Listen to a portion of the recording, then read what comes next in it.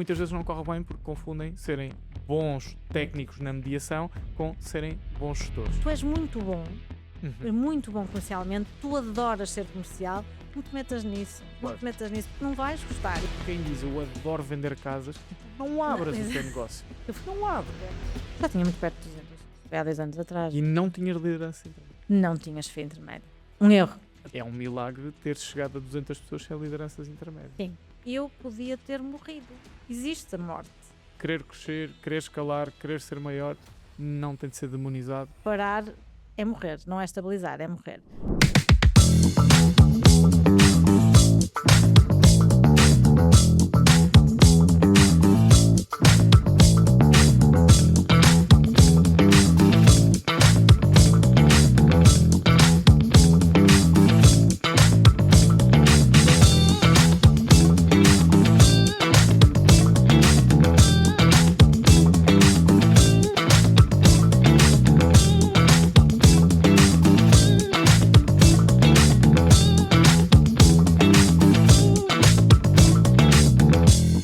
Olá a todos, bem-vindos a mais um episódio da Lei do 1%, uma das rubricas do canal da PIA. Para quem já acompanha esta rubrica já sabe o que é que nós fazemos aqui, trazemos convidados para falar de temas diferentes, de áreas diferentes, com pessoas diferentes, que acima de tudo vos possam acrescentar 1% de valor.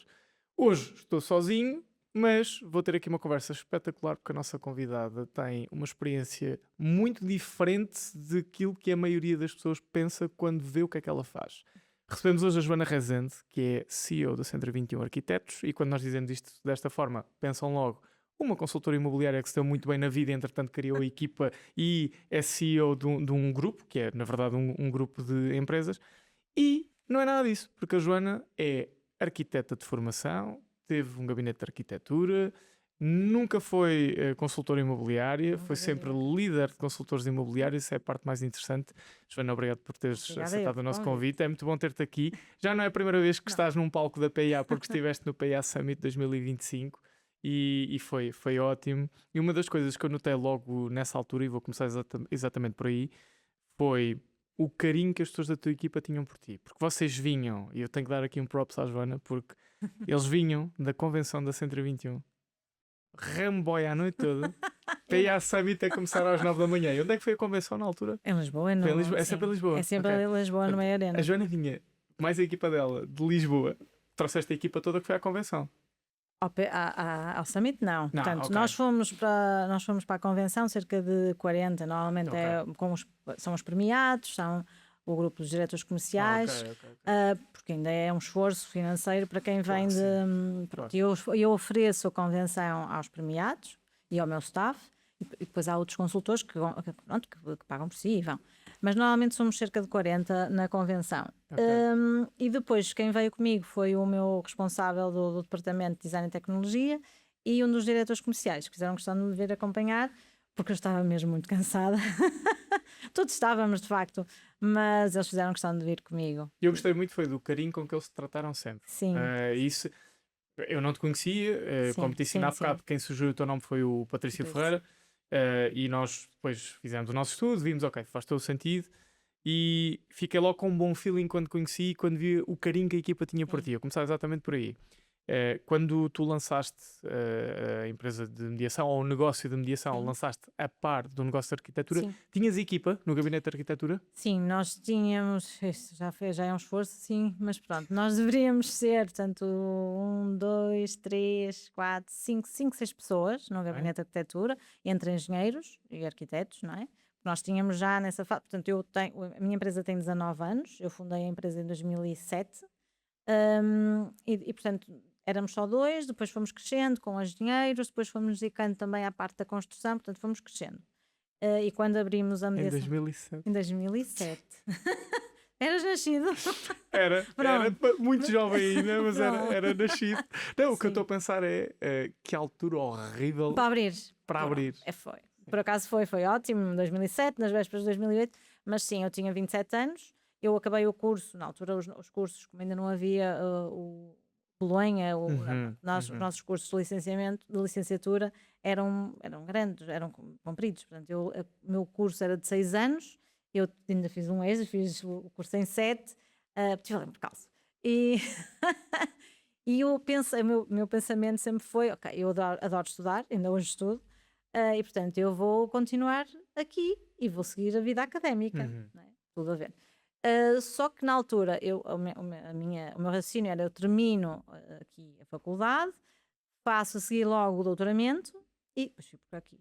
Só que eu não consegui entrar no doutoramento logo e, portanto, fui trabalhar para o gabinete onde eu tinha feito o estágio curricular, como arquiteta. E logo a seguir fiquei com esta ideia de abrir o gabinete de arquitetura, portanto esqueci a parte académica, abri o gabinete de arquitetura em 2007, ali com algum esforço, efetivamente. 2008, 2009, tivemos a sorte que em 2010 tivemos uma empresa multinacional alemã que nos deu muito trabalho e, portanto, entre 2010 e 2015 tivemos ali uma fase muito boa, até avançarmos para a construção, que aí tivemos e, portanto, há aqui depois uma ideia de fazermos os serviços todos, portanto, arquitetura, engenharia, construção e mediação, sem sabermos o que era mediação. Portanto, avançamos mesmo às cegas. Mas o que é que motivou introduzir este negócio? Foi querer mesmo fechar o ciclo? Sim, querer fechar o ciclo. Okay. Nós achávamos que íamos conseguir fechar, oferecer ao cliente os ciclos todos, não é? Fazia todo sentido. Fazia sentido. Claro. O que é que nós não percebemos logo? É que a mediação não é um serviço adicional. A mediação é um serviço. E, portanto, tínhamos que ter uma pessoa totalmente afeta à mediação imobiliária. Que fui eu. Na altura foi essa decisão que fizemos. Ok. Então é daí que vem a tua associação à mediação? Sim, foi daí. No fundo foi quase... Ele foi inicialmente pensado como um upsell. Exatamente. Depois percebem que não é um upsell, que está horizontalmente na cadeia de oferta ao cliente. Percebem que têm que alocar ali alguém. Exatamente. Isso é um ótimo raciocínio, porque aquilo que eu vejo ser um dos maiores erros das estruturas empresariais quando são criadas com vários sócios, e no teu caso vocês eram... Na altura sim, éramos dois. Eram dois sócios. Sim. Um dos erros que se vê cometer é todos vão para todo lado. Pois, não dava. Todos tentam liderar todas as frentes de negócio. Isso é um erro. É um erro até porque éramos dois sócios, portanto fundamos a empresa em 2007 os dois, mas depois na mediação tínhamos algumas divergências de pensamento ou de estratégia, principalmente na liderança de equipa, não do ponto de vista operacional, e estávamos totalmente alinhados, porque é um negócio, mas no contacto com a equipa, primeiro basta um ser homem e outro ser mulher. Muda logo tudo. Muda logo tudo. Nós temos este instinto maternal, e eu na altura já tinha filhos, claro. E portanto nós temos este instinto maternal de queremos tratar todos, dar-lhes muito amor, não é? E logo aí há um conflito, não quero dizer conflito, mas temos duas formas de ver o negócio diferentes. E portanto decidimos, até em 2018, decidimos logo que um ficava com a mediação imobiliária, eu, e outra pessoa ficava, e ele ficava com o meu sócio, ficava com a parte da arquitetura, da construção da mediação, e depois em 2018 abrimos mesmo... Fizeram a separação dos negócios? Separação. Sim, okay. Fizemos a separação. Estava tudo na mesma empresa. Estava tudo no mesmo espaço. Em 2018 foi quando assinaste o contrato de franchising com a 121? Não, foi em 2015. Já existia foi em 2015, sim, okay. sim. Pois era isso que eu estava aqui hesitante, porque não sabia se já tinha dito isto. Em 2015, eu até costumo dizer que nasceram 2 bebés, a minha filha mais nova nasceu em maio, assinei o contrato de franquia em junho com a 121 e, entretanto, julho e agosto foram meses de férias e, portanto, depois fiz toda a formação que a 121 tinha para eu fazer, não é? Como já disse, eu gosto de estudar, fiz tudo. E depois em outubro abrimos as portas. Vocês tinham a arquitetura, a construção e a mediação toda na mesma empresa jurídica? Na mesma empresa jurídica. Okay. Ainda hoje teríamos, se não tivesse separado em 2018. Sim. Bom ponto aí, ensinamento para quem está lá em casa. Este é um erro normal de empreendedores e empresários. Nós próprios passámos por isso em casa de Ferreiros de Peito de Pau.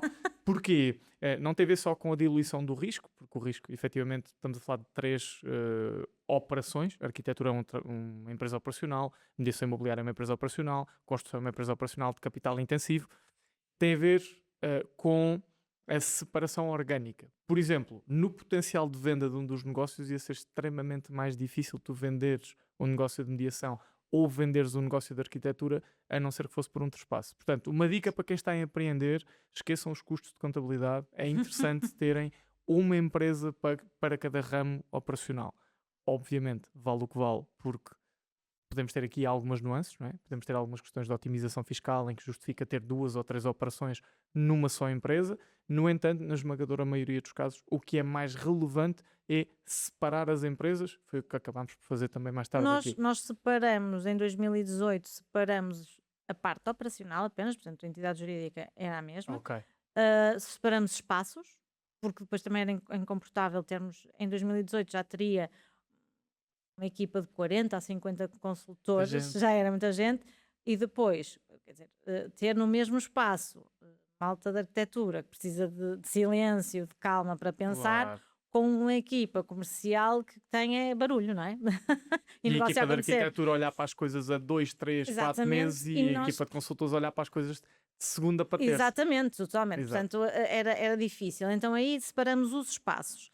Nós só separamos o negócio em si, não é? Ou seja, 2 entidades jurídicas independentes em 2020, da qual depois tivemos mesmo separação, ou seja, eu nunca mais fiz arquitetura e estou mesmo só dedicada à mediação. E tens saudades da arquitetura? Não. Tu na arquitetura eras arquiteta tecnicamente? Ainda sou, ou seja, sim, do claro. ponto de vista. Uma vez arquiteto, não é só isso. Ainda pago as cotas da ordem, portanto, do ponto de vista de profissionalmente, tu és eu podia fazer. O que eu queria dizer é, podias ter lançado arquitetura e ter uma equipa que fazia o trabalho operacional e seres a arquiteta líder. Já não era. Okay. A partir do momento em que me comecei a dedicar à mediação, tive mesmo que abandonar. Na mediação, tu eras líder da empresa de mediação. Sim. Boa. Vamos a esse ponto porque vai entroncar ali na parte das pessoas.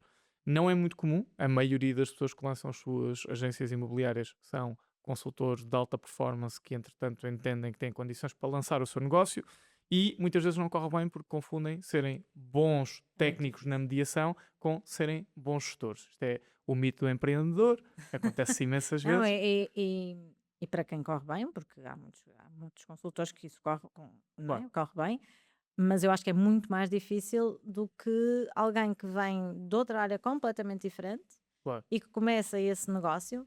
Digo mesmo isto, eu acho que é mesmo muito mais fácil para nós, no meu caso, para mim, porque nós somos uma página em branco, não é? Exato. E tudo o que nos dizem, as pessoas com experiência, nomeadamente na 121 há um acompanhamento muito forte no início da atividade, dizem, faça desta forma. Nós fazemos, porque não temos vícios, não temos nada, não entendemos e fazemos. E, portanto, as coisas tendencialmente correm melhor. Um consultor, isto é a minha opinião, e que me corrijam os consultores que avançaram e que não concordem comigo, mas há, primeiro, o bichinho comercial, não é? Quer dizer, eu vejo os meus consultores, quer dizer, se lhes tirarmos a parte comercial do contacto dos clientes, estamos a tirar-lhes tudo. E depois há quando as coisas não estão a correr no início, e nós sabemos que no início temos que fazer um esforço financeiro grande porque a entrada de dinheiro não é imediata, eles sabem como fazer isso. Não é? E, portanto, basta-lhes abandonar um bocadinho a parte da liderança e fazer 2 ou 3 negócios e a coisa corre. E é um mal. Mas isso destrói negócios. Destrói. Tu não teres a capacidade de perceber que quando há um problema, a forma adequada não é seres tu a resolver o problema, mas estruturares a tua equipa para ela aprender a resolver aquele tipo de problemas. Portanto, vale mais perderes meia hora uma vez do que perderes 5 minutos 30 vezes, que é o que acontece na maioria dos casos. Totalmente. Para além de desautorizares a tua equipa, tens questões de desmotivação e eu acho até que tens questões de evolução do teu próprio negócio. Porquê? Nós sabemos o quão importante é a figura do fundador e tu, embora não sejas consultora, claramente és a figura mais forte dentro da tua empresa, mais conhecida, mais impactante. É o teu papel, não é? Institucionalmente. Sim. Mas tu soubeste colocar-te numa posição em que eu sei que se quiser vender uma casa com a 121, eu não vou falar contigo. Ou até te posso perguntar, olha, quem é a melhor equipa, com quem é que eu devo falar, mas é uma questão mais relacional do que outra coisa. Totalmente. Quando nós temos um operacional que se quer transformar num líder, mas também quer ser o operacional mais relevante, tendencialmente o que ele está a fazer é travar o crescimento da sua equipe. Totalmente. Porquê? Porque o cliente quer trabalhar com aquela pessoa. Exatamente. Ponto. Por isso é que eu digo que é muito mais difícil e louvo o esforço que um consultor faz para abrir o seu próprio negócio e ser ele o líder e deixar a parte operacional. Não é nada fácil, não é nada fácil. E é como tu dizes, alguém que é um top producer, que as pessoas conhecem no mercado, quando vão à agência, querem tratar com aquela pessoa. Sim. Não é? Claro que sim. E eles têm que ter a capacidade de dizer, não é comigo, olha, eu vou-lhe indicar um consultor espetacular, super, super produtivo e que o vai tratar muito bem. tem que ter esta capacidade, e se o cliente disser, mas não, eu quero trabalhar consigo, tem que insistir nisto. Claro. Por isso, mais uma vez, eu acho muito mais difícil do que, mas foi para mim. pode resultar. Nós temos pode. um bom exemplo, temos um bom amigo que é o Daniel Henriques, conheces perfeitamente a Remax. Partilhou o palco comigo. Exatamente, partilhou o palco contigo. O Daniel é um bom exemplo de um top producer que tem a sua própria equipa, que é simultaneamente um empreendedor. O que é que o Daniel tem que me parece que todos os operacionais que querem criar equipa devem ter também? Tem uma boa equipa de suporte. Claro. Ou seja, ele é um bom líder, por exemplo. Sim. É provavelmente o melhor operacional daquela equipa, só que ele não é verdadeiramente o gestor da equipa. Sim. Ele tem a equipa de gestão distribuída pela sua equipa de suporte. Eu também tenho um caso na equipa, eu tenho várias equipas, claro. E eles vão perdoar o que eu vou dizer, mas é verdade. Eu tenho uma equipa, eu acho que tenho apenas uma equipa bem montada nesse sentido. Eu tenho um consultor que é o melhor consultor da sua equipa, mas que prescinde dos seus negócios em prol de formar e acompanhar os negócios dos consultores que fazem parte da sua equipa. Claro que sim. E é isto que funciona numa equipa como a do Daniel, não é? É assim que funciona uma verdadeira equipa de mediação imobiliária. E se, porventura, eu sei que ele tem essa vontade de abrir o seu próprio negócio, eu acho, tenho bastante certeza que vai funcionar, porque ele já teve esta noção, ele já tem esta noção de que é um líder e não pode ser o operacional que seja concorrente com os seus próprios consultores. Tu tens 200 pessoas neste momento, 3 lojas, não é? Condomar, Porto e Lessa da Palmeira. É um negócio respeitável, rentável, que tem corrido bem e que tem sido um negócio em crescimento. O que é que achas que tu fizeste bem no início, tendo em conta que não eras uma consultora, portanto, não começando do zero, começas um negócio enquanto gestora, foi o que sempre foste. Sim. O que é que achas que fizeste bem naquela altura que quem está a assistir lá em casa pode replicar? Eu costumo dizer isto várias vezes e já disse aqui hoje. Eu fiz tudo o que me disseram que era preciso fazer. A mediação não está... nós não estamos a inventar nada na mediação. Portanto, a mediação em si podemos aprimorar, nomeadamente na parte processual e operacional, mas o negócio da mediação está montado. E eu comprei uma franquia, não é? Ou seja, eu não estava sozinha no momento em que decidi abrir a loja, só tinha uma. Portanto, eu seguia à risca tudo aquilo que foram as indicações da 120. Um consultor de acompanhamento, não é? Que ainda hoje, volta e meia, me liga para puxar as orelhas e dizer, não está a fazer como devia.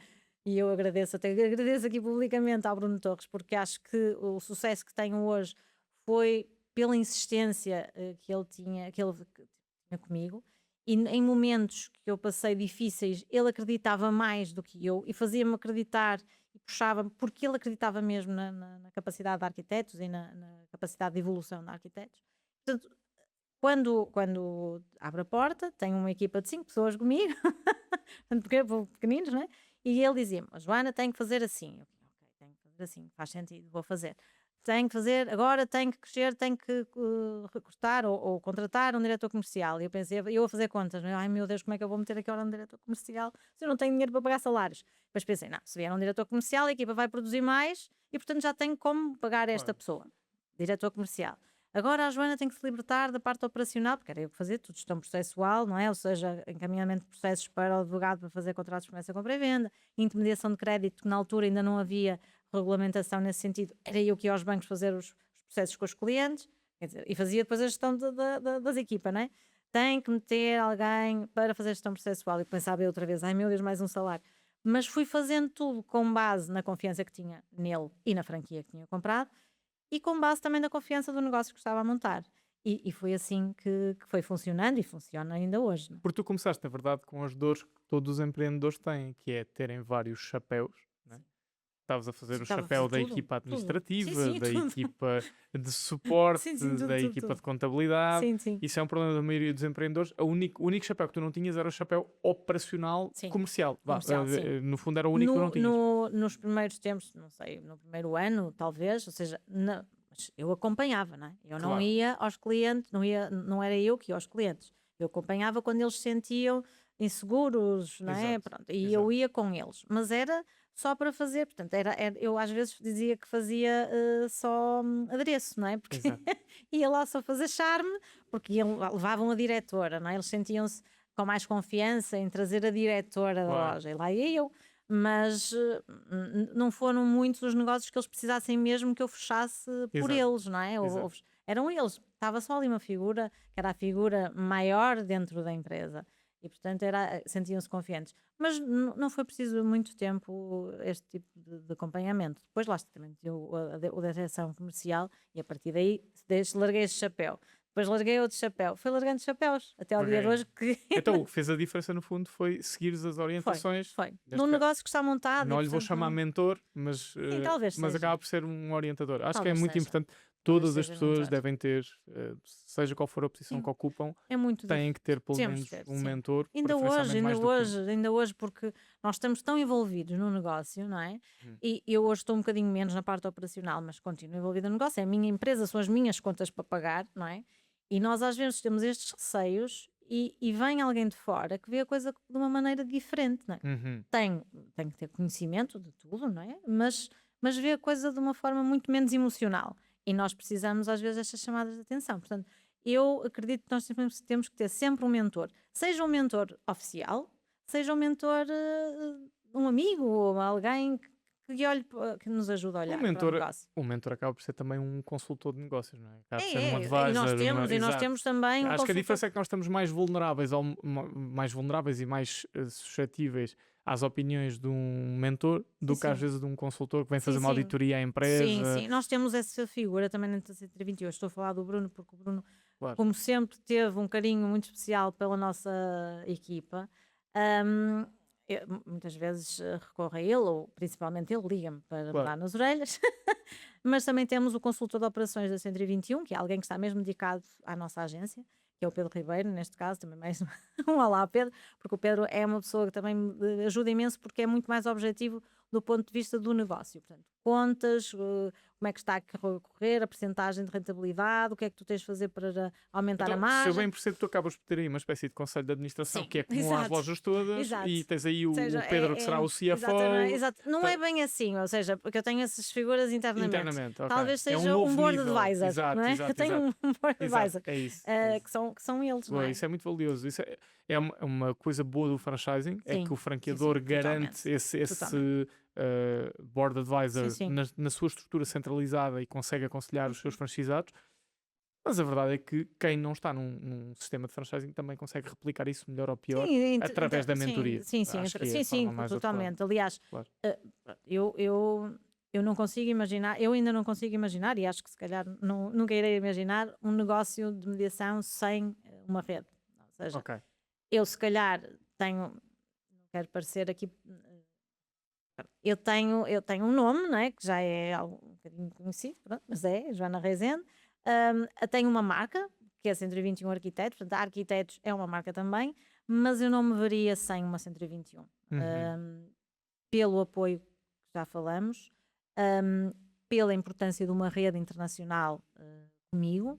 Esta semana ligaram-me de Espanha para poder ajudar aqui num negócio no Porto, não é? Portanto, há estas sinergias, já falei com colegas da África do Sul, portanto, há aqui sinergias que se criam muito importantes, quer do ponto de vista operacional, quer também do ponto de vista até de estratégia, não é? Que tu falas com imensa gente e vês, eu estive em Las Vegas na Convenção Internacional em 2022, e tu falas com pessoas que já têm uma maturidade de negócio e de negócios também organizados de forma completamente diferente. Mas tu sabes estas coisas, é importante. E, portanto, eu não me via sem ser numa rede, não é?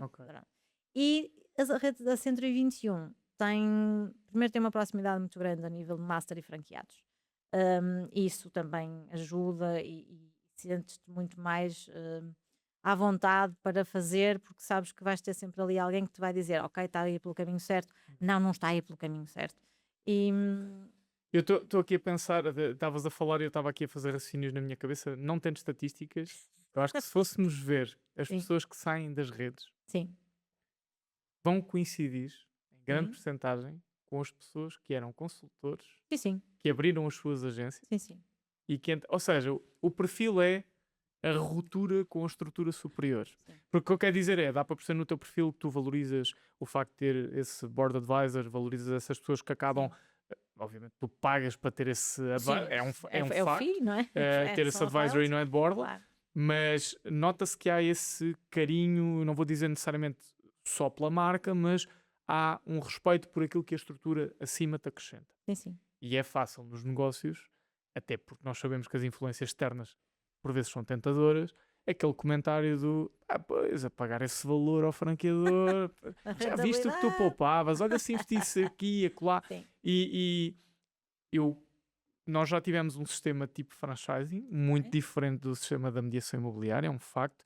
Era uma espécie de regime misto, em que nós tínhamos escritórios que eram nossos, com rendas nossas, aquelas pessoas eram nossos prestadores de serviço, a diferença é que eram todos cada um era coordenador do escritório onde estava e era nosso prestador de serviço e fazíamos uma distribuição dos lucros ali. Portanto, a lógica era mais ou menos do franchising. E nós conseguimos perceber que houve ali uma altura ingrata para ambas as partes, porque para eles era ingrato o sentirem que estavam a trabalhar o cliente daquele escritório para nos entregar uma parte no final, e para nós era ingrato no sentido em que sentíamos que queríamos crescer e ter diretrizes centralizadas e que não conseguimos que elas chegassem ali. Sim. E foi essa a razão pela qual fechámos todos os escritórios de franchising e mudámos completamente o nosso modelo de negócio. Mas eu tenho quase a certeza que a maioria das pessoas que acabam por ser de franchising são esses super consultores que têm as suas equipas, acabam por sair de onde estão e abrem uma nova empresa, eventualmente noutra rede, e depois inevitavelmente vão criar uma marca autónoma, porque eu quando penso aqui em 10, 15, 20 pessoas autónomas, coincido. Aliás, eu tenho um índice de rentabilidade. Eu ia dizer... Retenção. Pois, eu ia dizer rentabilidade enorme, não é, também não é é o rentabilidade. A retenção traz rentabilidade. Exatamente, mas não é na mesma percentagem, mas tem um índice de retenção muito alto. Mas as pessoas que vão saindo são exatamente por essa razão. Ou seja, são consultores top producers que a certa altura, muitos deles que já vieram de outras redes e já têm 10, 15 anos de mediação e que sentem essa necessidade e completamente legítimo, não é? Claro que sim. Totalmente nada legítimo, errado, nada de errado. Aliás, não me bem com todos eles, não é? Tu conheces eu sou madrinha de casamento dele. Sim, é verdade. Mas e esses eu acho que têm toda vão continuar a ter muito sucesso. Penso é que nós estamos numa fase de negócio que temos vindo a sentir desde 2018. Eu senti logo, não é, quando entrei, que o ritmo de negócio estava a aumentar, mas 2018 é talvez o ano em que podemos chamar a atenção. Temos tido um período de negócio fantástico, como nunca tivemos na mediação imobiliária em Portugal, não é? Estamos a falar de um aumento de 180% no mercado habitacional entre 2015 e 2026. Exatamente. E portanto, aliás, em Gondomar até é diferente. Em Gondomar, quando eu comecei, o valor médio de venda era 90 mil euros. Neste momento são 220. Pois. Percebes? É uma verdade. E portanto, eu também acho que alguns consultores, que me perdoam os que me estão a ouvir, mas que com este volume de negócio e como conseguem fazer os negócios todos e as coisas acontecem, a rentabilidade deles é imensa, tomam o passo. Mas eu penso que da maneira como o negócio agora vai evoluir, com a regulamentação que vamos ter, com a pressão cada vez maior sobre qual é o nosso papel no branqueamento de capitais, esses consultores vão ter necessidade de voltar não direi à base, mas muitos deles, e já conheço alguns casos, porque todo o compliance, tudo aquilo que nós vamos ter que fazer do ponto de vista da regulamentação é muito forte e há muita coisa que eles não vão conseguir assegurar, não é? E vão precisar outra vez de ter aqui um back-office muito... apoio, claro, uma estrutura. Sim. A mediação sofre de uma maldição que muitos negócios sofrem e que infelizmente não é uma maldição que o meu negócio tenha, que é facilmente muito rentável. E quando nós falamos em faturação, em crescimento, etc., esses números são muito enganadores. Nós temos muito esta conversa sobre muitas empresas do ramo industrial aqui da nossa zona, a zona de Leiria, Marinha Grande, são zonas muito industrializadas. E é muito comum dizer-se, esta empresa faturou 20 milhões. Ok. E a minha pergunta é, e se tivesse boa gestão, quanto é que faturava? Exato. E eu digo isto porque nós trabalhamos com centenas de consultores imobiliários, já lidámos com milhares de consultores imobiliários, desde a assessoria jurídica até à formação, e a sensação com que nós ficamos é que se confunde o facto de se atingirem determinados resultados financeiros com a competência com que a atividade é exercida. Sim. Basta pensar que vender casas em Lisboa é uma coisa, em Leiria é outra. Sim. E nós temos aqui bons amigos em Leiria que têm ótimos resultados em Leiria, que são dos melhores a nível nacional enquanto consultores, e a conversa que nós temos com eles é profundamente injusto. Porque o mesmo imóvel em Lisboa tinha um impacto completamente diferente. Então, é isto, e eu acho que é importante refletir nesse sentido, que é, as pessoas também têm que saber o que é que querem para a sua carreira. Se queres ser um bom comercial, vender mais, aumentar os teus números, é perfeitamente legítimo que estejas constantemente a sair da estrutura onde estás para poderes crescer. Também é estatístico, os profissionais que mudam mais vezes de empresa, tendencialmente acabam a sua carreira com salário 20, eu creio que é 20 a 40% mais alto do que o resto dos profissionais. No entanto, estamos a falar de profissionais operacionais a executarem aquela função. Pode ser um gestor, pode ser um vendedor, pode ser um solicitador, pode ser um advogado, pode ser um arquiteto. Quando nós estamos a falar de pessoas que querem lançar o seu negócio, nós já não estamos a falar de, na mesma carreira, mudar de sítio. Nós estamos a falar de mudar de carreira. Exatamente. E eu acho que é isso que falha. Porque é muito diferente quando tu mudas de carreira. Eu ainda há 15 dias atrás, eu fui... O reconhecimento, um dos reconhecimentos que eu faço aos meus top producers é levá-los numa viagem. Pego nos primeiros 5 de faturação e vamos fazer uma viagem. Eu também vou, não é? E estivemos há 15 dias em Dublin. E falei muito sobre isso com eles, porque estamos a falar de pessoas que faturam na ordem dos 400 mil euros, não é? Têm uma rentabilidade na ordem dos 60%. Claro que depois têm empresas, alguns deles têm assistentes, já têm ordenados, têm IRCs para pagar, e portanto não estamos a falar em resultados líquidos desses 60%. Mas é um valor muito substancial de rentabilidade. E quando falamos com eles sobre, uns têm, outros não têm, esta vontade de abrir as suas lojas e passarem para outra carreira. Mas eu aviso muitas vezes, atenção, que são coisas completamente diferentes. Primeiro, deixam de ser comerciais para passarem a ser gestores e líderes. Portanto, são coisas totalmente diferentes. E nós, para termos sucesso e para fazermos a diferença no mercado onde atuamos, temos que ter uma estrutura de suporte muito grande, não é? Ou seja, eu dentro dos meus 200, da minha 200 pessoas dentro de uma equipa, eu tenho cerca de 30 que são funcionários, com ordenados, não é? Com ordenados fixos e com um componente variável mediante a faturação, e portanto, há aqui uma estrutura de suporte que nós temos que garantir, quer seja do ponto de vista processual de solicitadores e notários e advogados, quer seja de marketing, intermediação de crédito, direções comerciais, financeira, portanto... Relação com o cliente.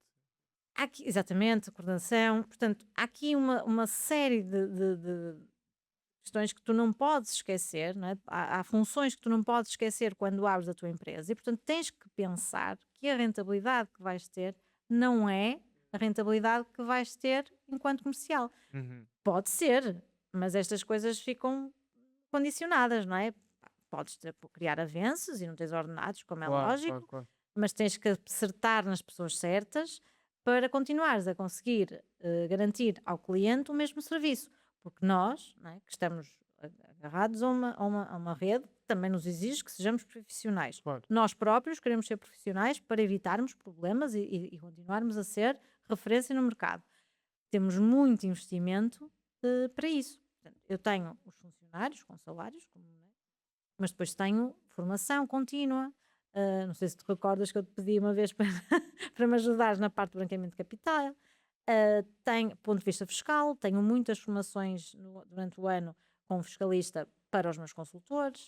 Tenho... Pronto, coisas mais... a parte institucional. Eu desafio quem é o alvo daquilo que tu estás a dizer. Sim. E eu a ver os podcasts onde vai um consultor top producer. Tem aqui um bom exemplo. Vejam este episódio e vejam o episódio com o Daniel. A conversa é totalmente diferente. A conversa que nós tivemos com o Daniel foi muito mais da performance individual dele, sim, do crescimento dele, a relação dele com os clientes. Ou seja, o Daniel, eu adoro o Daniel, também, porque ele é um exemplo extraordinário de alta performance e gosto muito dele por causa disso, mas é isso, o Daniel é um extraordinário comercial, sim, sim, e não é só o investimento financeiro, porque podes ter 20 milhões para meter numa equipa de suporte.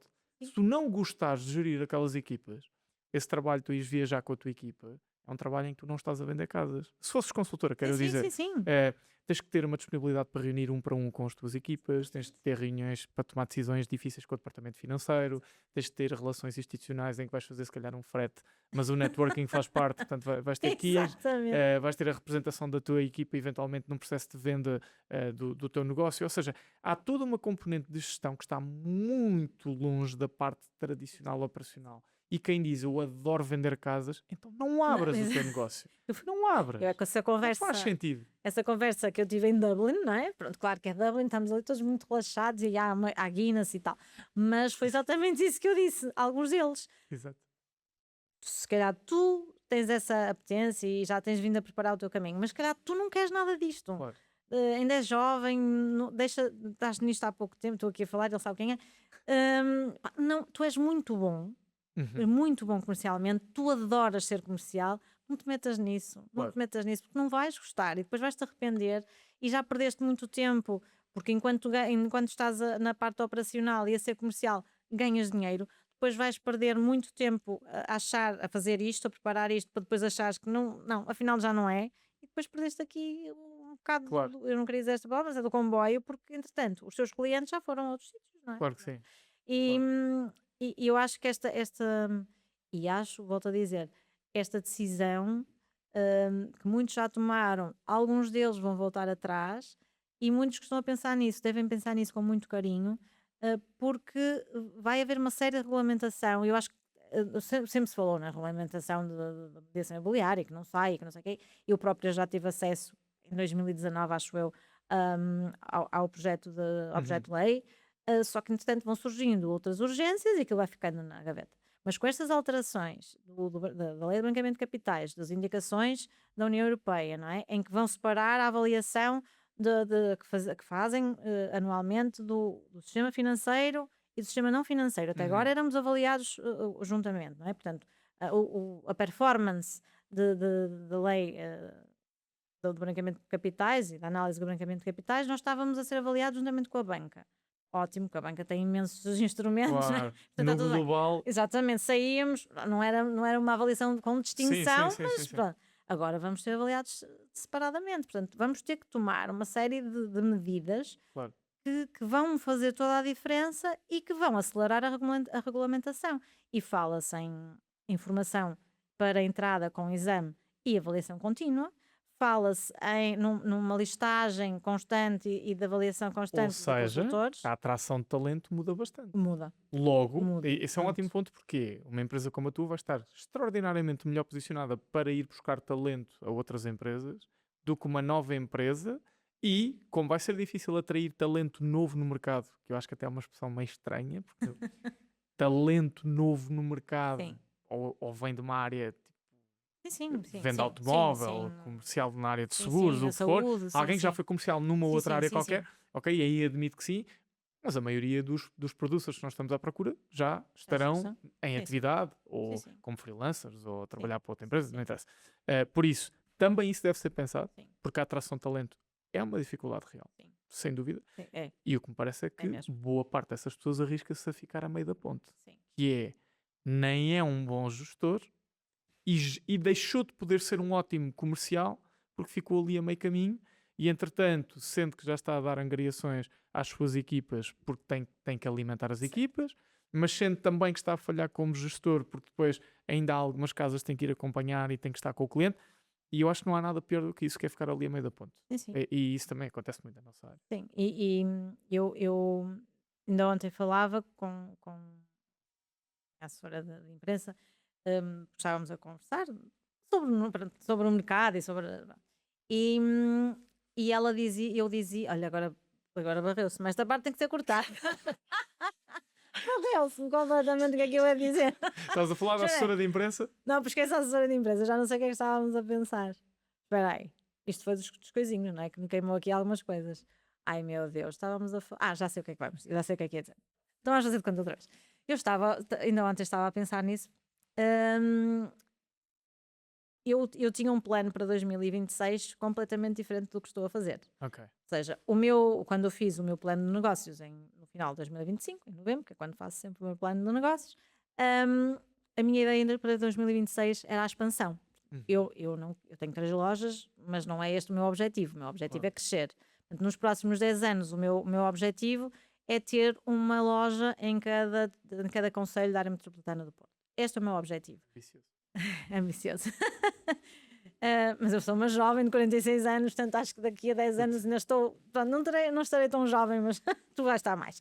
Mas qual era a minha ideia? Era começar 2026 já com uma perspectiva de expansão. Se calhar 1 ou 2 lojas em 2026. Mas, primeiro, veio um problema que vocês sentiram muito mais que nós, mas isso impactou na economia geral, mas que foram os tempestades, não é? Que as pessoas não querem ir ver casas quando está mau tempo, não é? Como é lógico. Depois, a questão da guerra, que retraiu as pessoas, não retraiu muito tempo, porque as pessoas acho que já se habituaram a isto, não é? Mas aquele impacto noticioso, exatamente, não é? Toda a comunicação social, e vai ser tudo mau, e como eu tenho um consultor que me diz, vamos chefe, vamos morrer todos. Vamos morrer todos, mas não é já. E portanto isto retraiu um bocadinho. E, portanto, a estratégia no primeiro trimestre foi de parar e ver, e depois vem esta questão também da União Europeia e da nossa avaliação do ponto de vista do setor financeiro e não financeiro. Eu pensei, não é este o momento. Vamos aguardar isto para 2027 e 2026 vai ser uma reestruturação dos nossos serviços. Nós já temos serviços muito completos, como é lógico, não é? Uma empresa com 200 consultores tem que ter já um staff muito completo, mas se calhar redirecionar formas de gestão. Por exemplo, a Centro 21, nisto também vou falar mais uma vez, mas é verdade, a Centro 21 já desde 2018, se não estou em 2019 se calhar, tem uma aliança com a Ernst & Young, onde nós podemos fazer os processos todos de abranqueamento de capitais. Porque normalmente o que é que faz uma mediadora? Recolhe a informação, não é? Do comprador e do vendedor. E está, mas o branqueamento de capitais não é muito longe. São pelo menos 5 pontos. Portanto, é recolher a informação, não é? dos vendedores e dos compradores, é avaliar, por exemplo, quando há empresas, quem é o beneficiário efetivo. Muitas vezes quem está a fazer o negócio não é aquele, não é? Temos que ver quem são.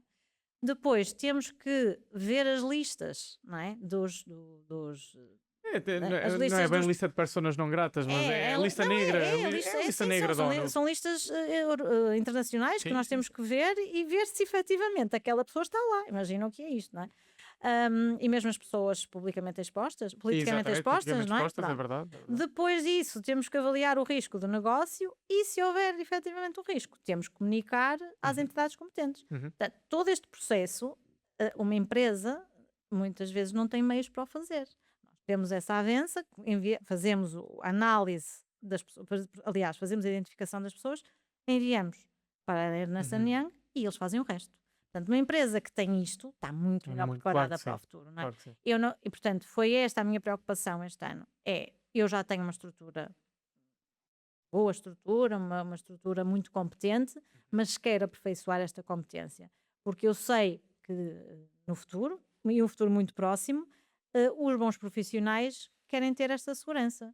Querem dar esta segurança aos seus clientes. Portanto, se eu quero atrair talento, como tu dizias há pouco, e se eu quero dar segurança aos que já tenho comigo, portanto, eu tenho que aperfeiçoar ainda mais aqui a minha estrutura. Portanto, 2026 é nesta fase que estou, para 2027 voltar à expansão. Incrível. Muito bem, vamos aí a algumas dores. Ok. Em algum momento terás tido aí algumas dores de gestão, já falámos sobre isso ainda há bocado quando estávamos no escritório. Queria que falasse um bocadinho sobre isso, que é o que é que aí pelo meio, de onde é que veio, o que é que aconteceu? Ora bem, eu já tive tantas dores. Claro. Eu acho que tive dois episódios, não são 2 episódios, são 2 fases mais difíceis ao longo deste. Se acrescentarmos o Covid foram 3, mas pronto, vamos passar à frente do Covid, porque até fizemos bastante negócio nessa altura, que é uma coisa. Interessante. foi incrível, foi intenso, super intenso. Mas a altura em que abri foi quando me apercebi que a outra parte da empresa estava com um problema muito grave financeiro, portanto, um buraco financeiro, que eu não me tinha percebido porque estava tão envolvida na abertura da mediação que só depois, quando comecei a fazer as contas na mediação, é que percebi que estava ali algo a absorver todo, todo o nosso dinheiro. E, portanto, os 3 primeiros anos de mediação, onde eu tinha ali muita rentabilidade, porque era uma estrutura pequena, Claro. havia vendas, mas a estrutura era pequena, não é? Se calhar eu tinha mais rentabilidade nessa altura do que tenho agora, com uma estrutura muito maior. Claro que Há sim. muito mais custos.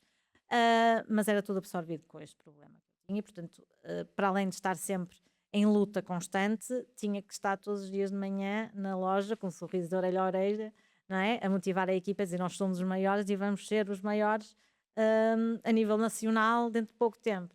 E isto era uma luta e uma dificuldade muito grande. Com 2 filhas bebés em casa, isto na altura foi duro, foi duro. Pronto, mas isso lá se passou e fomos crescendo. Comprei a segunda loja em 2019 e no final de 2023 e 2024 tive 2 episódios convulsivos, portanto saúde, né? Que foi o meu corpo a dizer espera aí que tu estás a exagerar durante a noite, portanto em período de descanso. Foi tipo um ataque epilético, mas não foi, não é Sim, não tens epilepsia, não epilepsia, tenho mas é o diagnosticado, mas é o equivalente equivalente. Foi assim, uma coisa muito feia. O primeiro eu desvalorizei, pronto, é stress e tal, e coisa, começo a abrandar o meu ritmo de vida e isto passa. E efetivamente foi em outubro, comecei a abrandar o meu ritmo de vida até o início de 2024, onde voltei outra vez à atividade normal. E pronto, em janeiro de 2024, mais um aviso no meu corpo. E esse assustou-me bastante, porque tenho 2 filhas, pequeninas, uma já tem 11, outra tem 13, mas Pequeninas ainda são assim. pequeninas, não é?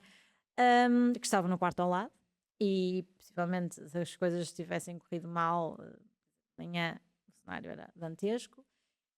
E tive ali um período de 3 meses em que eu não conseguia estar com ninguém. Portanto, eu não queria sair de casa, eu não queria falar com pessoas, não queria que me dissessem nada. O que como empresa para Mas gerir... tu conseguiste identificar porque é que tinhas essa... Não, é assim, não. a bem olhando para trás, tinha a ver com o ritmo de vida que eu tinha acumulado até ali. Porque eu tinha uma estrutura, não tinha 200 pessoas, mas Não, tinha eu muito dizia perto até disso. essa reação. Conseguiste perceber o porquê dessa reação de durante 3 meses não quereres ver consegui. ninguém? Foi o sentir que somos finitos. Uhum. Eu acho que as Mas pessoas não... sentiste frustração com esse momento? Não, senti... Sentiste Não, que falhaste contigo próprio, é isso que eu quero não, dizer. não. Assustei-me só. Assustei-me. Ou seja, eu percebi que não sou eterna. E esta questão de finito, saber que não vamos estar cá para sempre, é uma coisa avassaladora. E eu acho que as pessoas não têm esta noção. E foi mesmo esse impacto. Ou seja, eu podia ter morrido. Existe a morte. Eu amanhã posso não estar aqui. E se eu não estiver aqui, o que é que vai acontecer?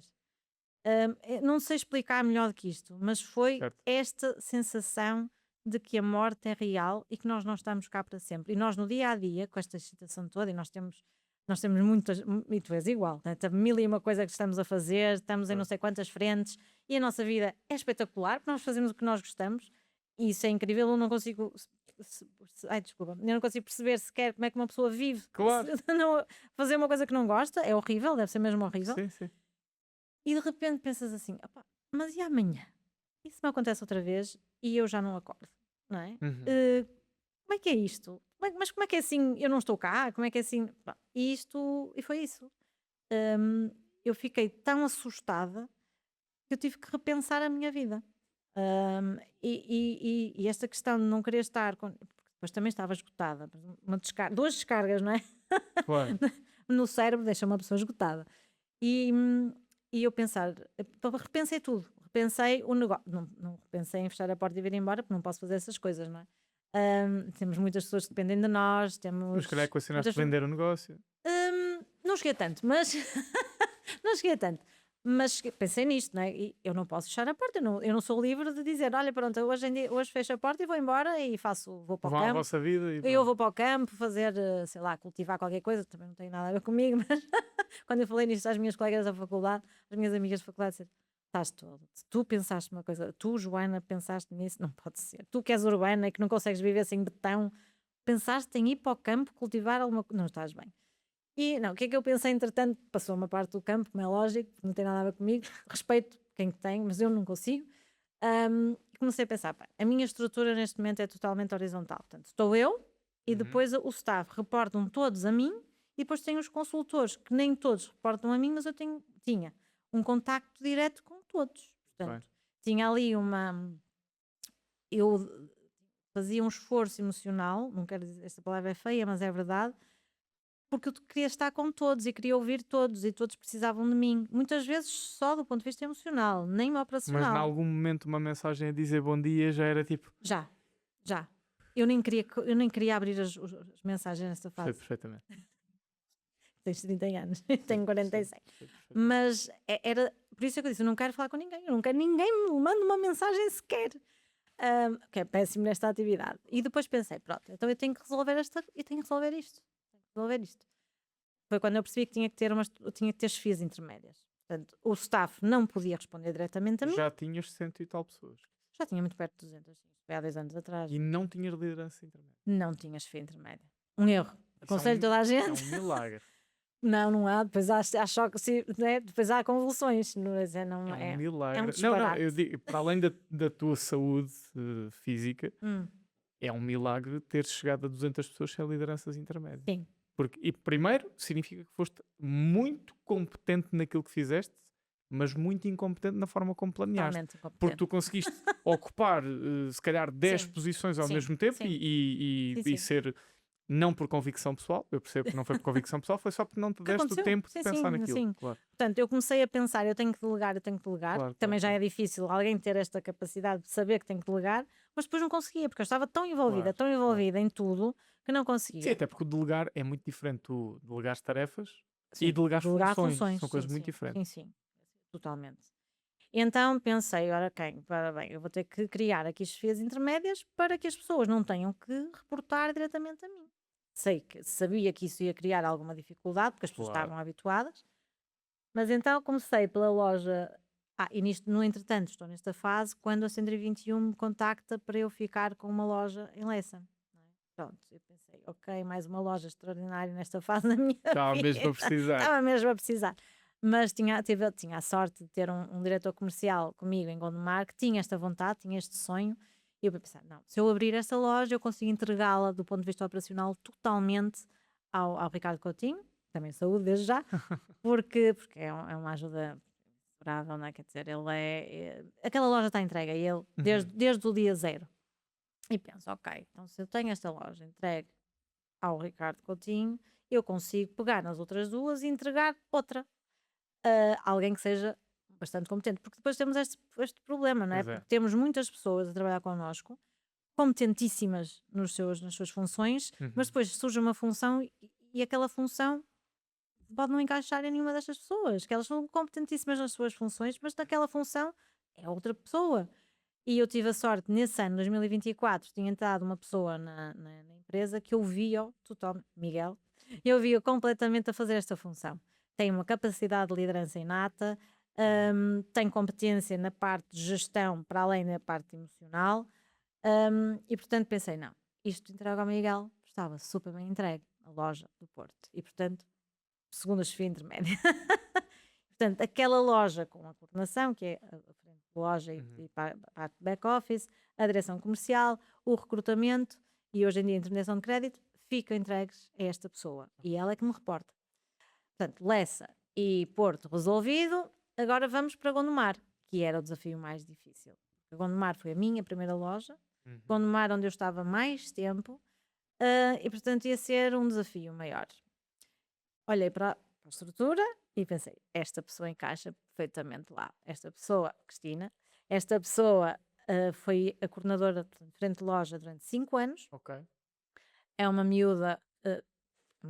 mais velha que tu, pai, 2 anos, mas é uma miúda na mesma.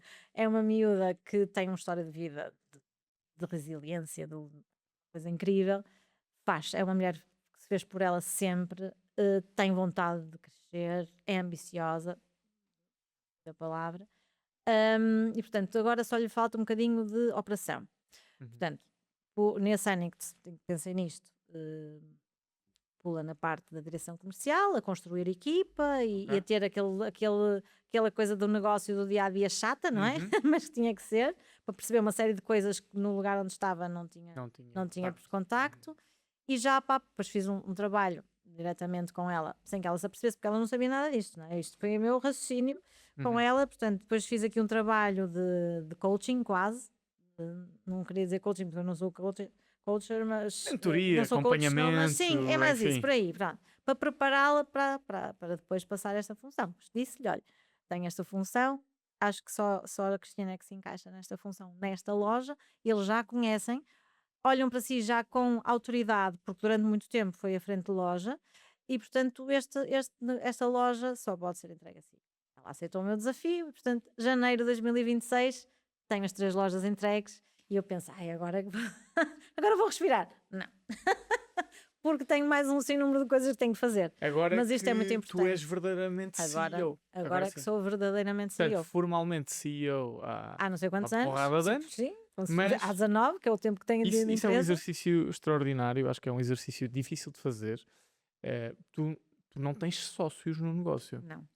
Isso é uma grande vantagem. Tenho em Lessa o Ricardo Coutinho, quando eu abri Lessa. Certo. Mas comporta-se como um diretor comercial. Sim, portanto, sim. É um falso. É dono de negócio. Duas empresas, mas, não é? exato, Sim. duas empresas diferentes. Duas empresas eu digo isto porque nós, felizmente, aqui no Grupo PA estamos perfeitamente alinhados. É muito fácil falar sobre estes temas. Quando tivemos recentemente falar sobre o meu reposicionamento dentro da empresa e publicamente e etc., foi muito fácil toda a gente perceber a minha dificuldade, porque o nosso compromisso foi: vamos escalar o negócio e vamos ser operacionais. Isto desde o início. Vamos escalar o negócio e vamos ser operacionais capazes de delegar processos. E isso desde o início foi muito fácil. Contratámos a Rita e assim que contratámos a Rita, logo um sem fim de responsabilidades. Sim. Cegamente, se correr mal, nós depois logo resolvemos. Abrimos o franchising, começamos a fazer crescer a equipa. Tínhamos ali 3 ou 4 pessoas na sede, mas o resto era no regime franchising. Sempre delegar com o máximo de confiança, muitas vezes a pagar o preço do excesso de confiança, é um facto. Faz parte. Mas fomos sempre delegando. Depois há uma fase em que começamos a perceber, a empresa já com a regressão do franchising, fazemos a alteração para a sociedade multidisciplinar, que nós decidimos no dia a seguir ao summit em que tu foste oradora. na altura em que tu vieste, nós ainda éramos PA solicitadores. Sim. E não foi um dia a seguir, foi 3 ou 4 dias a seguir, eu e o Cláudio sentámos e dissemos: bem, o que tínhamos a fazer como PA solicitadores está feito. Já lá vão 3 anos e meio, portanto está feito, está tratado. Vamos ao próximo passo, sociedade multidisciplinar.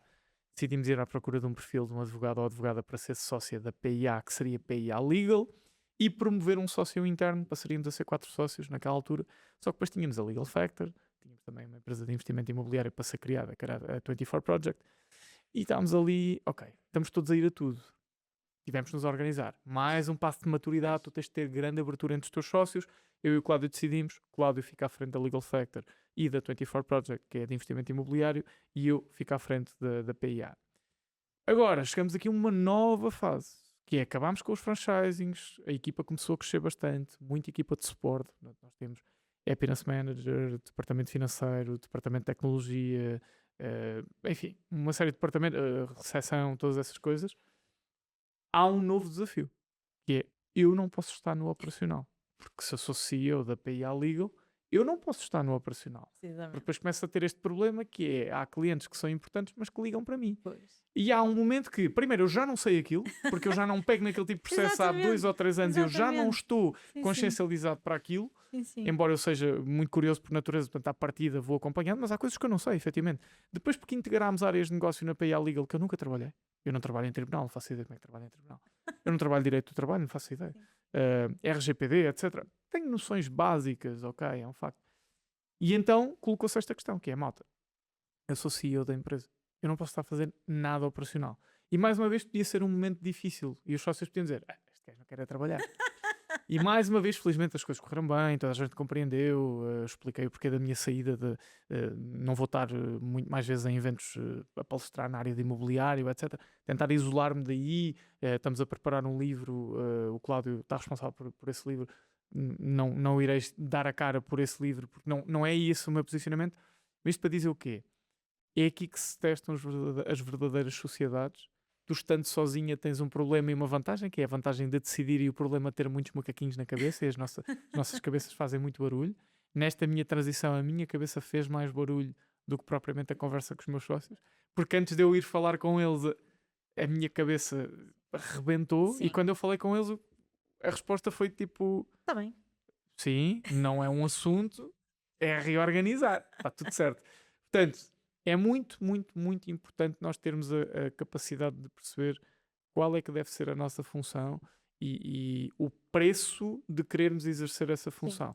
E o preço de queremos escalar, não é? Porque Exato. eu, quando tive o episódio, né? Quando dizes macaquinhos na cabeça, eu tive mesmo descargas elétricas, não é?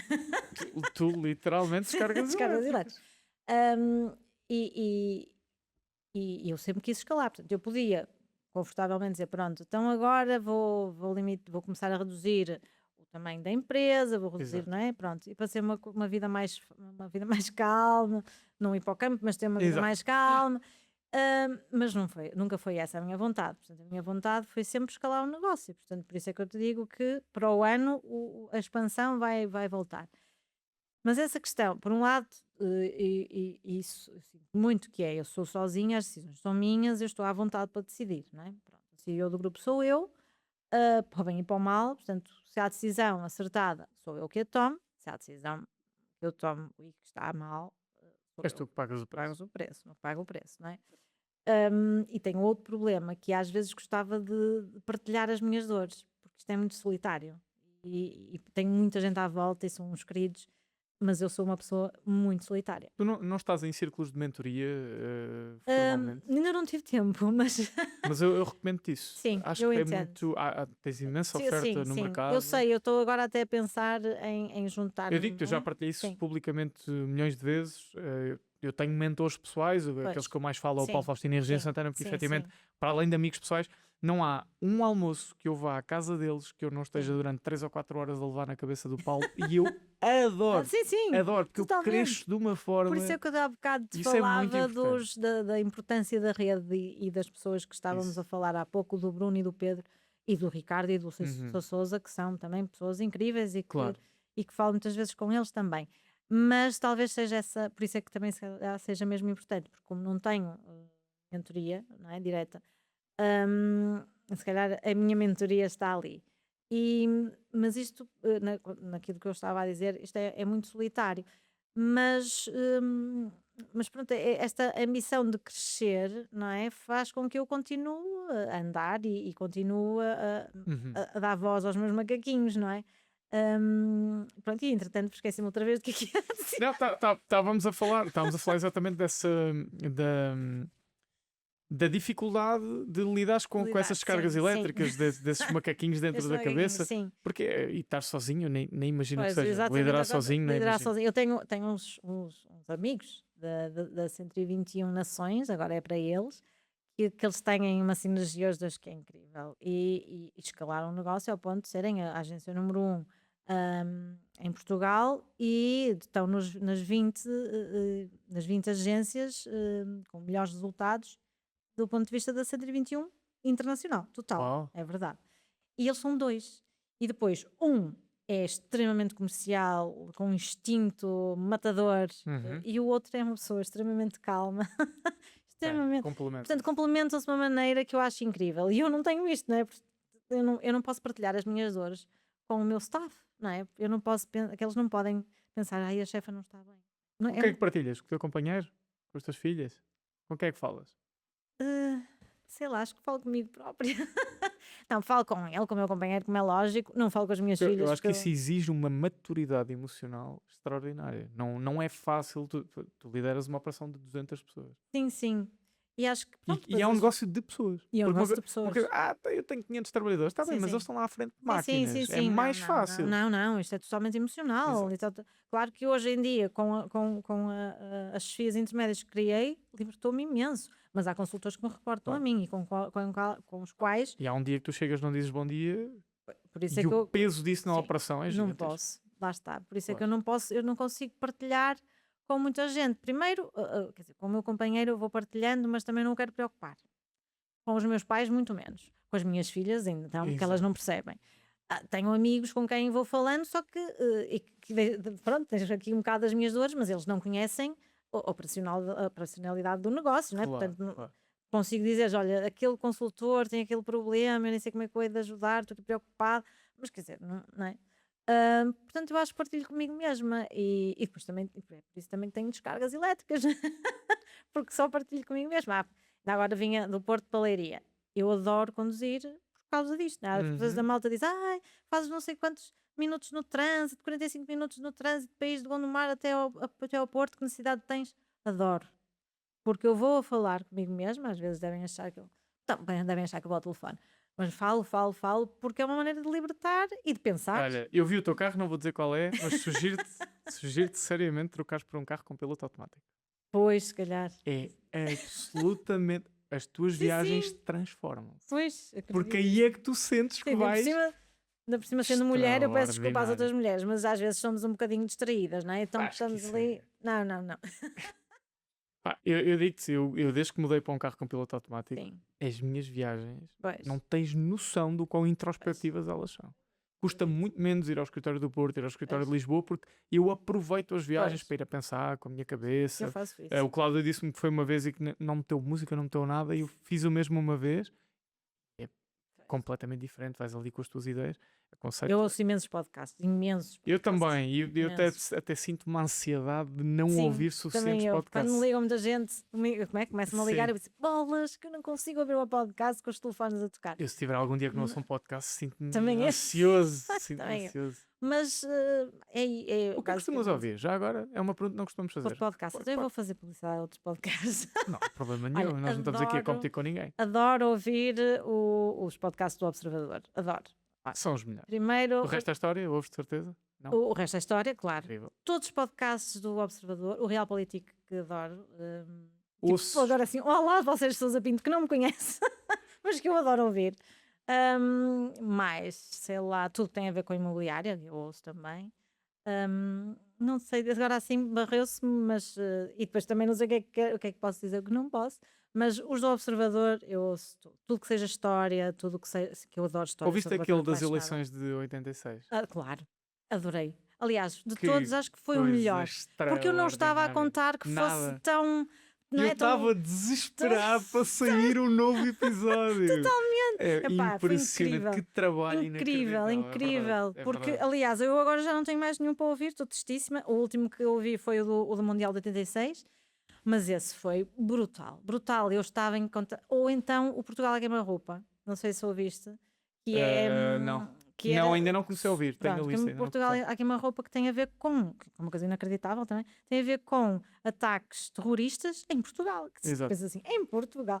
Incrível. No mesmo ano. Em 2 anos seguidos. Mesmo uma coisa. Não é assim. Portugal tem. Ou então um Rei na Boca do Inferno, não sei se é assim, se é assim o nome, o Rei na Boca do Inferno, que teve a ver com vai-se morrer, vai-se ficar mal um podcast, mas não importa, pronto. O pai da rainha Isabel II foi rei por abdicação do irmão. Sim. Que abdicou por causa da esposa, não é? Sim. Com a Alice Simpson. E, entretanto, antes de ir para as Bahamas, ele passou em Portugal. E esteve em Cascais, na casa do fundador do Banco Espírito Santo. Okay. Mas depois houve ali um trabalho de espiões e de malta, porque os nazis, não é? Viam nele um apoio, porque houve ali uma fase em que, antes da Segunda Guerra Mundial, ainda uma fase em que o nazi ainda não estava, os nazistas, os nazis ainda não estavam tão mal conotados, não é? ainda não se sabia o que era bem isto. Houve ali uma aproximação entre ambos, entre ele e o Hitler. Então achavam que iam ter ali um aliado, que eles queriam pôr outra vez o rei no poder, porque achavam que ia haver ali um aliado de capitulação da Inglaterra. E então toda esta coisa, este enredo quase 007 em Portugal, e nós tivemos muito na Segunda Guerra Mundial, não é? 007 cria-se... Zona neutra. Exatamente. Sim, 007 supostamente é inspirado cá, no Estoril. O Casino Royal é o Casino de Estoril. Exatamente. Portanto, e eu adoro isto. E o engraçado é que o 007 era um espião russo. O russo, sim, que falam nesse podcast, nesse episódio, nesses episódios falam mesmo. Já me estás a deixar aqui o bichinho. Tudo que é história, tudo que é biografias, eu sou apaixonada. Comento Comissão Política do Expresso, é muito bom. É muito, Já vou agora muito quando bom. for para o Porto. Vais gostar. Eu também gosto do Realpolitik, é bom, mas sempre tive maior afeição à Comissão Política, é espetacular. Bom, Porque tens três comissários, Sim. auto-intitulam-se comissários residentes, que são habituais, que é o David Diniz, Eunice qualquer coisa, e o outro rapaz está-me a varrer o nome, mas também é fantástico. Não sei se gostar, porque eu não vou lembrar o nome. Não interessa. Mas é fantástico, o podcast é fantástico. E recomendo isso. Muito bem, olha, para nos encaminharmos aqui para o final, eu gostava primeiro que passasse uma mensagem para quem está lá em casa e está numa fase de iniciar crescimento. Ou seja, quem já tem um negócio, já tem uma equipa, seja pequeno ou grande, porque acho que isso depende de negócio para negócio, mas que está a querer começar a colocar o pé no acelerador e traçar o seu plano a 5 anos, o que é que dirias a essas pessoas com base na tua experiência? Queres que olhe para a câmara? Não sei se consigo. Vai dar um melhor corte. Vai dar é melhor, não é? Eu acho que, em primeiro lugar, quem abre um negócio deve pensar sempre em crescer. Não é? Ninguém está a abrir um negócio para depois estagnar, não é? Até porque em quase todas as atividades, na minha isso é crucial, mas em quase todas as atividades parar é morrer, não é estabilizar, é morrer. E porque vai haver sempre alguém que vai querer crescer e vai ultrapassar e, portanto, nós vamos ficando pelo caminho. Acima de tudo, o que eu aprendi nestes 19 anos de empresa e 10 anos, quase 11, de mediação imobiliária, é que temos que delegar.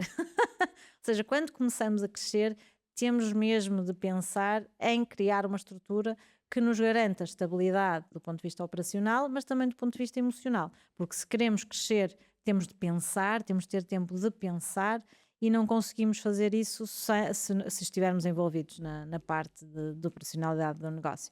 Temos sempre que também pensar nas nossas pessoas e eu nisso fui muito maternal. Eu acho que isso também tem a ver com o facto de ser mãe, ser mulher, sem desmérito para os homens, mas sim, acho que a forma como eu trato a minha equipa também tem muito a ver com isso, com a minha forma de ser, de abraçar, de querer abraçar, sou muito sensitiva, portanto beijinho, abraço, sempre fui assim e portanto sem descurar as pessoas, mas pensar que para crescer é preciso distanciar e que está tudo bem, vai haver alturas em que as pessoas não vão gostar ou vão retrair-se, mas depois está tudo bem, as pessoas vão acabar por perceber que o nosso afastamento tem a ver com crescimento. E, portanto, preparar isso logo desde o início. Eu não preparei isso desde o início, senti as minhas dores e, portanto, aqui o meu conselho é a antecipação para depois não sentirem estas dores como eu senti. Senhor, belas dicas que são úteis de facto para qualquer pessoa que esteja nessa fase. Muito bem, e vamos à última pergunta do podcast, que é uma pergunta que nós fazemos sempre nesta rubrica, que é muito pessoal, mas acho que vais responder com facilidade, que é, sendo esta a lei do 1%, nós tentamos que as pessoas tentem ser 1% melhores a cada dia, supostamente no final do ano és 37 vezes melhor, hein? É o que é. O que é que tu fazes no teu dia-a-dia que te torna 1% melhor? Eu vinha a pensar pelo caminho nessa pergunta e não consegui chegar a nenhuma conclusão. Eu acho, sinceramente, se for a avaliar-me verdadeiramente, eu acho que 1% que faço melhor nem é do ponto de vista de trabalho, é pessoal. Eu acho que o 1% que eu tento fazer sempre mais é com as minhas filhas. Desde que eu estou sempre a falar hoje dos choques elétricos, mas desde que senti isso, a minha maior preocupação foram elas e, portanto, a minha maior preocupação agora é estar com elas. Portanto, sentir um verdadeiro apoio. Tiro muitas vezes tardes ou almoços para estar com elas, portanto, imagina, isto quase semanalmente, não é? Tiro aquele dia, ela não tem aulas de tarde, vou almoçar com ela e passo a tarde com ela. Portanto, todo o 1% que eu tento fazer sempre, diariamente, é com elas. Porque, no final, acho que estou a contribuir para crianças mais felizes, crianças mais orientadas. E tu também estás mais feliz. E eu estou mais feliz e, portanto, consigo também fazer o que faço e não prejudica o teu trabalho. E não prejudica o meu trabalho. Se calhar. Sim, era isso que eu ia dizer agora. Portanto, o 1% que eu faço mais ou melhor com elas é transversal depois no meu trabalho. Eu fico melhor, portanto vou fazer melhor também. Não sei se não foram todas, foram quase todas as respostas que nos deram a esta pergunta, quase todas elas têm a ver com algo pessoal e não necessariamente profissional. Não. Não me recordo ninguém que tenha dito chego ao escritório e leio os 3 post-its que tenho. Foi sempre qualquer coisa tipo deito-me cedo, Sim. pergunto isto a Isso mim eu não mesmo, consigo. faço não sei o quê. Eu também não consigo. Isso é os Acordo outros cedo, mas não consigo. 1%. Não, deve estar nos 37% que tu falas. Sim, exato. É isso. Olha, Joana, eu adorei este episódio. Eu acho que Eu adorei cá estar também. tiro-te o chapéu porque não é fácil e acho que é importante teres consciência disso. Não é fácil criar um negócio tão grande, principalmente quando durante tanto tempo tu ocupaste tantas posições numa só pessoa. E esse one-man show, one-woman show, acho que é muito impactante. Acredito que o teu corpo acabou por reagir a isso. Quanto mais cedo nós conseguimos perceber a importância das lideranças intermédias, melhor.